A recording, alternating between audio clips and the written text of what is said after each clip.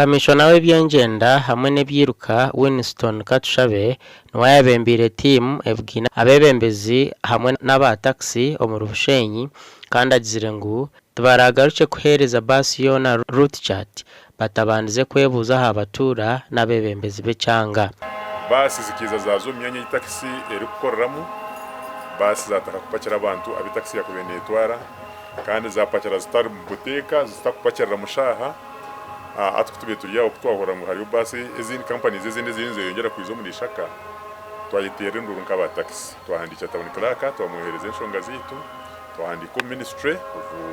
works and transport orukurre byo kucyondoza ahabwe ntamburo mu ihanga omuri ministry ebyiruka Evelyn Ayebare agire nka ministry nubaza kusindika abakugu abandi abarize sandeji okucyondoza obuyobo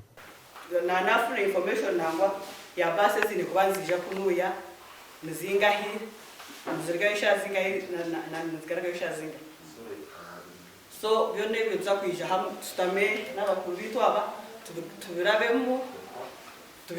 tubitebekanise tubiharmonizing byona kureba ngwe tambura yanyu ya basi yakoraje. Kamishona Katushabe yashaba ba basi hamwe n'aba taxi kubakorera hamwe batari kurwana obwe kitongore cy'entambara cy'urukurondo mubazi oguramara hentare zona. But most importantly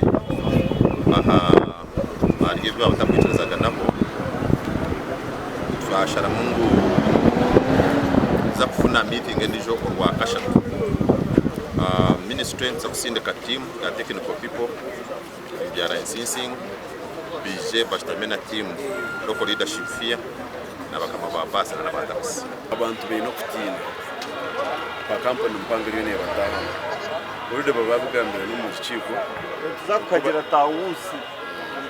Urukiko ruhendira barokushara ngwizo baryo rwa kashatu habeho urukiko rundi aho mbazwa hamweru gurasharuremu aha nshonga ya bus na tax okurwanagana